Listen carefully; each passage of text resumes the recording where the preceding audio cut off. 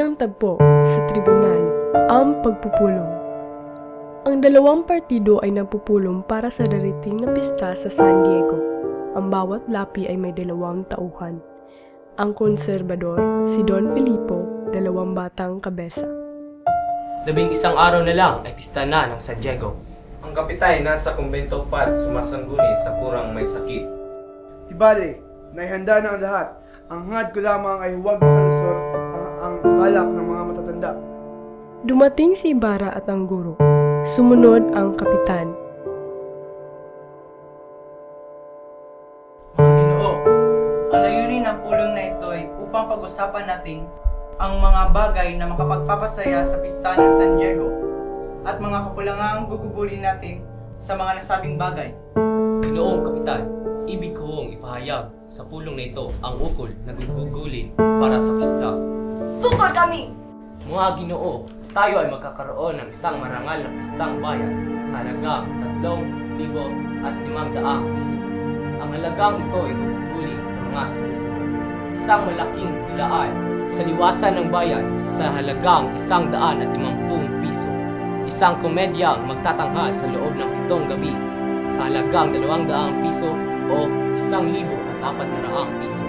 2 bomba at 200 kwitis na may halagang 400 piso sa kabuuan. Madali! Anong mapapala natin sa mga inungkahi ni Don Filipo? Ayun din ako. Iba ang nais ng ating kurang. Bakit pa ninyo kami pinulong? Yan sana sasabihin ko sa inyo. Ngunit inunahan niyo ako sa pagsasalita. Kaya hindi ko na ituloy. Kailangan sundin ang kura.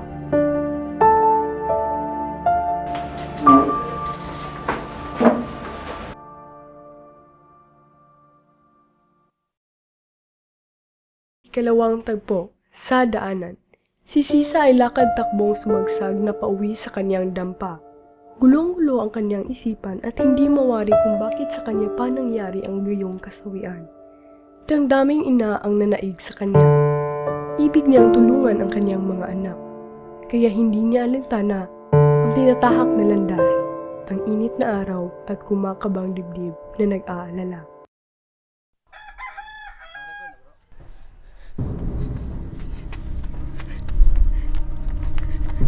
Si Basilio kayo nadagkit!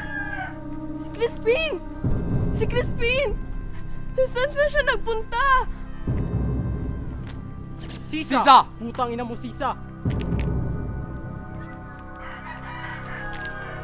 Magtapat ka sa amin, kundi igagapos ka namin sa bahay at babarilin. Ina ka ba sa mga magnanakaw? Ina ka? Hinakon ng mga magnanakaw! Kung gayon, ibigay mo sa amin ang mga salaping ninakaw ng iyong mga anak kagabi. Ha? Ang salapi! Huwag kang magsisinungaling at mamamatay ka. Hinahanap namin ang mga iyong anak. Ang malaki, nakatakas, pero ang maliit, saan mo tinago? Mga Ginoo, si Crispin po ay matagal ko na hindi nakikita. Dinalaw ko siya kanina sa kumbento, ngunit Kung gayon, ibigay mo sa amin ang mga salapi at hindi ka namin huhulihin. mga Ginoo, kami po'y sanay sa hirap. Ngunit kahit ganito ang aming estado ay hindi magagawang magnakaw ng aking mga anak. Kung gayoy, isasama ka namin sa kwartel. Hindi ka namin papalayain hanggat hindi may balik ng iyong anak ang mga salaping nanakaw. Makaawa po ako sa inyo. Huwag niyo po akong dalhin sa kwartel. Lahat, kung may magustuhan po kayo sa aming bahay, kunin niyo na. Pakiusap po. Nagmakaawa si Sisa ngunit walang nangyari. Umuna siya ng 20 hakbang dahil sa kahihiyan. Upang huwag siyang makita ay tinakpan niyan ng pamindong ang kanyang mukha at pikit ang matang lumalakad. Nawala ng lakas si Sisa at bumagsak. Yaon na ang kwartel. Pagkatapos ng ilang oras ay pinalabas si Sisa.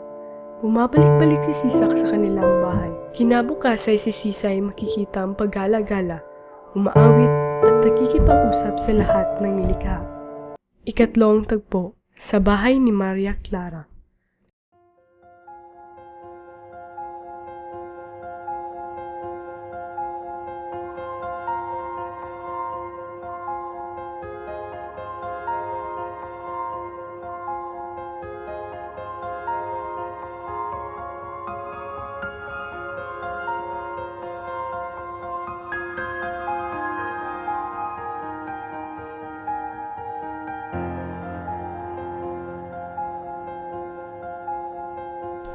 mangyayari ang balak mo, mahal ko.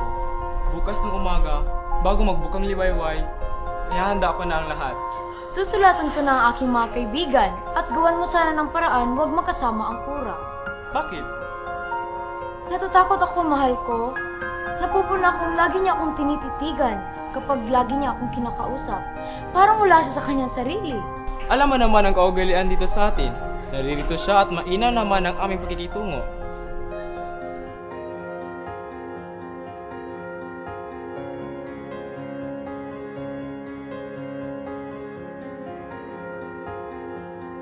Malamig ang hangin. Hindi ba kayo natatakot magkasipon? Huwag po kayong mabahala. Napakaganda ng gabi at kay bangong ng hapin ng hangin. Yamang pista ay gating pinag-uusapan at kung inyong mararapatin ay iniimbitahan ko po kayong dumanlo sa aming pagsasalo-salo bukas kasama ang mga kaibigan. Saan idadaos? Ang nais ng mga dalaga ay doon sa Batisal, sa Gubat. Kaya pupunta kami doon ng maaga upang hindi kami abutan ng araw. Napakagandang pagkakataon. Tatanggapin ko at mapapatunayan kong hindi ako nagtatanim ng sama ng loob. Nagpaalam si Ibarra at sa daan, siya'y may nakasalubong. Ito ay asawa ni Sisa na naghihingi ng tulong sapagkat ang kaniyang asawa ay 2 araw nang nasisiraan ng isip. Kilala, dalawang araw ko na po kayong hinahanap. Ano bang kailangan mo? Hihingi po sana ako ng tulong. Nawawala ang 2 kong anak at nasisiraan ng bait ng aking asawa. At habang naglalakad, kwento ito ng asawa ni Sisa sapagkat si Ibarra ay nagmamadali. Ika-4 na tagpo sa ilog at kagubatan.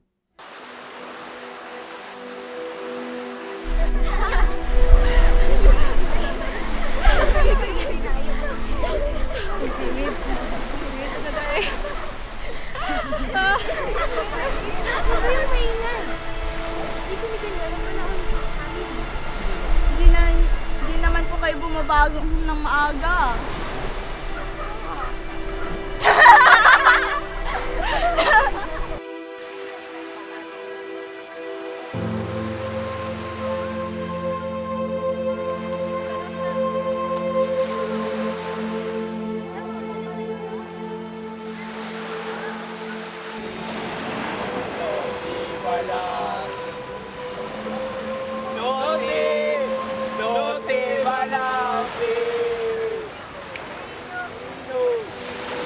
Magandang umaga mga binibini. Magandang umaga mga Pilipini. Doon ang mga babae, dito ang mga lalaki. Doon tayo.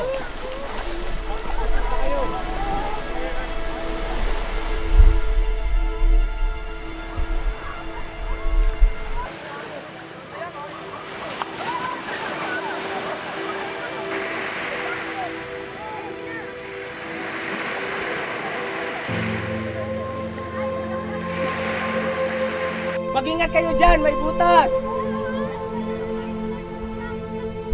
Huwag kayong mag-alala, muusay akong lumangoy.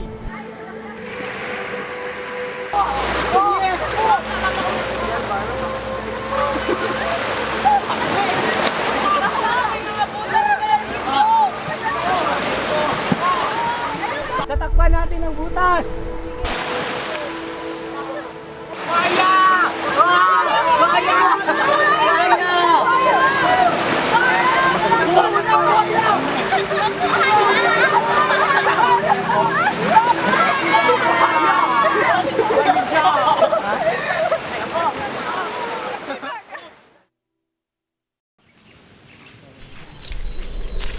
Nais kong makakita ng pugad ng tagak kaya't iyon ay susubukan ko at susundan kahit saan pumaroon. Ibig mong gawin sa kanya ang ginagawa sa iyo ng kurang minamatyagan ka saan man paroroon? Mag-ingat ka at nakapangangayayat ang paninibugho.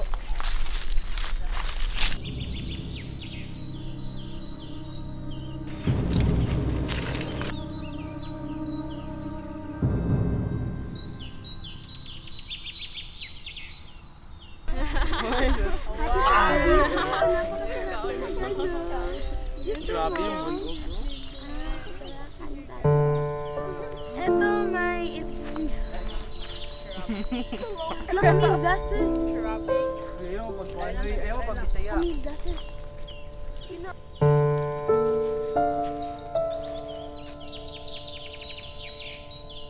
Na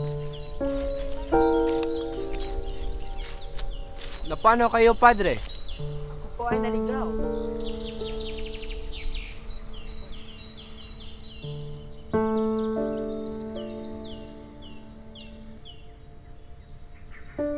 Tingnan ito na po akong buhaya, ang laki-laki. Laki-laki ang buhay.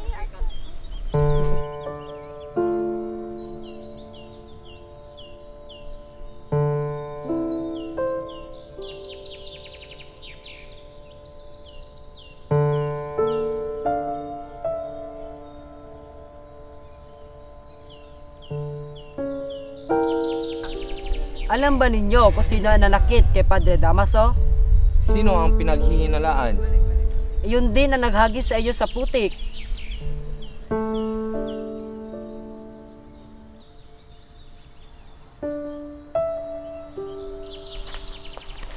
Pakainin ng babaeng ito!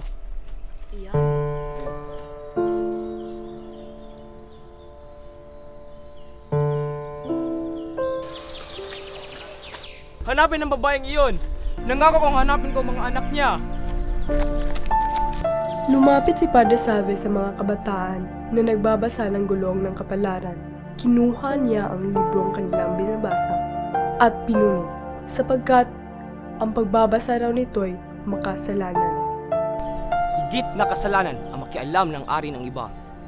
Lalo na't walang paintulot ang iyong ginawa'y isang labag sa batas ng Diyos at ng tao.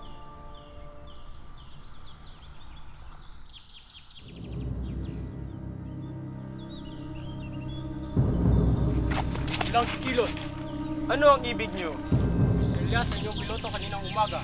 Siya'y masamang tao pagkat nagbuhat ng kamay sa isang paring. Ano naman kung siya ang aking piloto? Siya nga, ayon sa subong sa amin, tumatanggap kayo ng kasama sa inyong kasiyahan na isang kilalang masamang tao ginawang Ibarra. Wala kayong pakialam kung sino ang dapat kong tanggapin.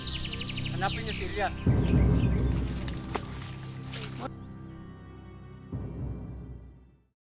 Ikalimang tagpo sa bahay ni Piloso Potasio. Nagtungo si Ibarra sa bahay ni Piloso Potasio pagkatapos nadalawin ang kanyang bukirin.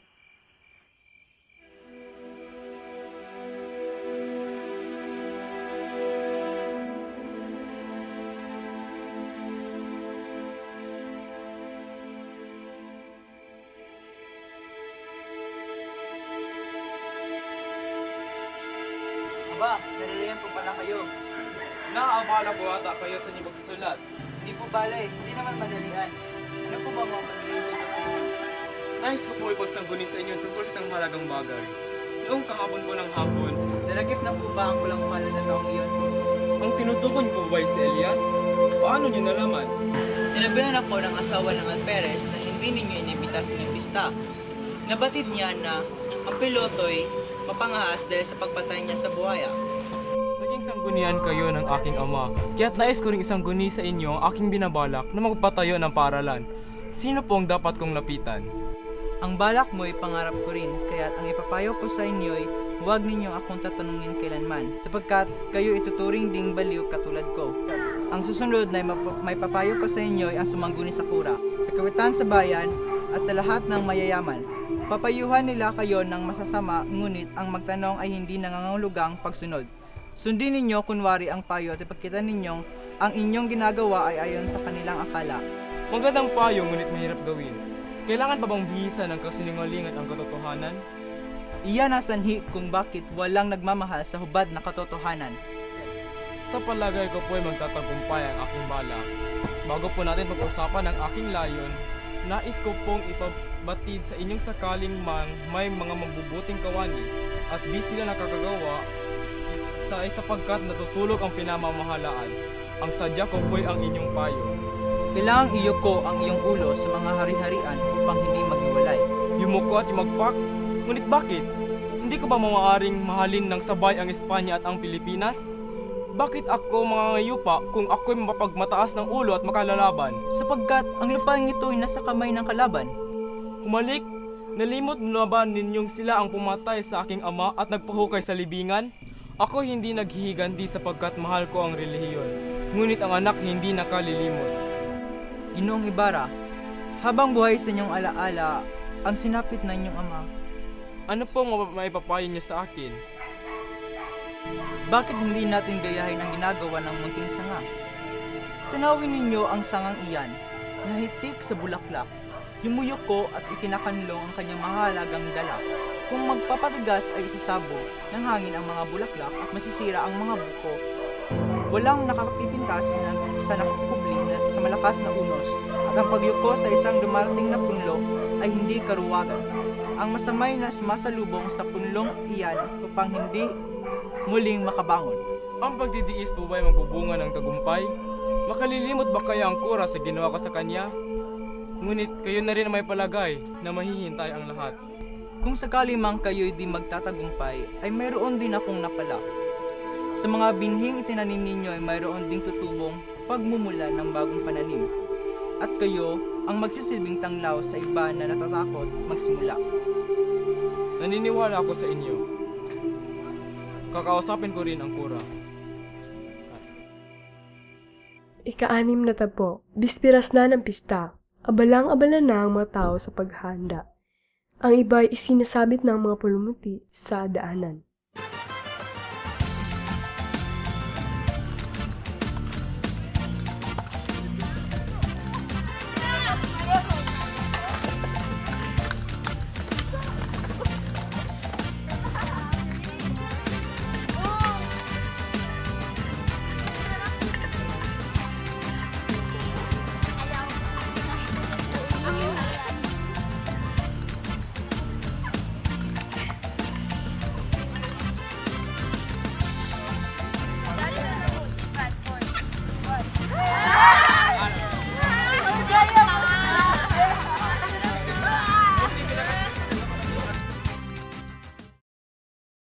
Kapitong tagpo ang pagtatakip silim. Naghahanda na rin sila sa bahay ni na Kapitan Tiago. Dumating ang makaibigan ni Maria Clara. Inaniyahan siyang mamasyal at kaagad pinayagan naman ng ama nang siya'y humingi ng pahintulot. Ngunit, pinagbili ng umuwi kaagad dahil darating si Padre Damaso. Nagpasinaog na si Ibarra. Sa paglalakad ay napagitna si Maria Clara kina Victoria at Iday at sinundan ni Tia Isabel. Mapangakit ang kagandahan ni Maria Clara. Lagi siyang nakangiti. Nang matapat sila sa bahay ni Kapitan Basilio, sinalubong agad sila ni Sinang. Kasama ako sa iyong pamamasyal. Ang mga panauhin dito ay walang ibang pinag-uusapan, kundi sabong at balakang. Naparaan sila sa tapat ng kumbento. Ngayon na lamang ang pagtataka ni Sinang sapagkat nagliliwanag ang matang lampara na noon lamang nasindihan dahil sa pagtitipid ng gas. Nalulungkot siya. Iniisip niya marahil ang magugugol sa mga panauhin. Ngunit makikita niyo, ang magbabayad ay ang sakristan. Simula noon, nawalan na ako ng paggalang sa kanya. Simula nung sinira niya ang gulong ng kapalaran at ngayon hindi na ako nangungumpisa sa kanya. Sino ang taong yaon? Siya ay isang kitonging iniiwasan ng tao upang magmakawa. Pinalo nga siya minsan ng kapitan dahil sa pagliligtas ng isang batang nakulog sa kanal. Sinigawan pa nga ng kapitan ang taong iyan na, mabuti pa ang malunod kaysa magkasakit ng ketong na gaya mo. Wala na akong maibigay na iba. Di bali ng kahandog ng ito ni Ama. Hindi niya magagamit iyon. Hindi siya tatanggapin sapagkat siya ay pinanginilagan. Tayo'y manalangin! Araw ng mga patay! Nakikita mo ba yung mga sa kapanaro? Naroon si Basilio at si Crispin! Ngunit, hindi ko na madadalaw si Crispin dahil may sakit ang kura! Kasi, baka mawawala ang unsang ginto! May hardin! Mga bulaklak! Ako'y may mga anak! Mga hardin! At bulaklak! Ano bang nagawa mo ukol sa babaeng iyon? Wala pa! Ngunit nangako ang kura ay ako'y tutulungan ukol dito. Akin ang pinag-iingat sapagkat tila ang Guardia Civil ay may kinalaman tungkol dito. inuuli ang baliw? Hindi ba ninyo nakikita ang gugulo?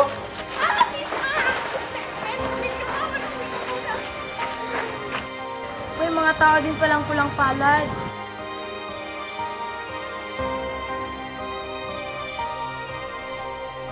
Naragdagan pa ang kanyang kalungkutan nang hindi na umakyat ang nobyong nagpaalam.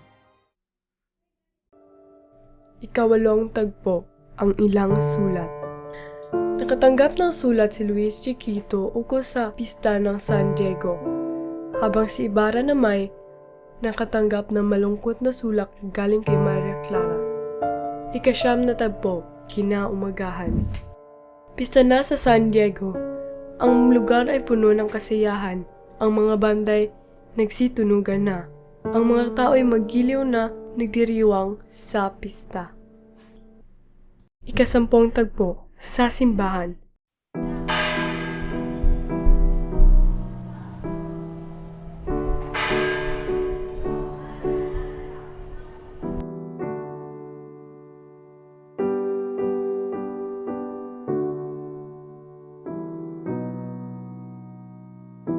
Punong-puno ng tao ang simbahan.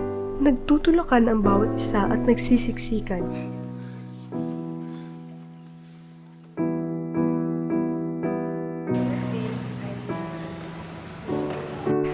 ₱250 para sa sermon? Talagang napakayaman ninyo. Ikatlong bahagi na iyon ang ibabayad sa komedya para sa 3 gabi. Ang sermong ito ay walang kinalaman sa komedya. 1,000 man ang sinili, ibabayarin namin sapagkat ang kaluluwa ng mga nakikinig sa sermon ay tutuloy sa langit at ang sa mga nanonood ng komedya ay sa impyerno. Tama kayo. Ako may naaaliw rin sa sermon.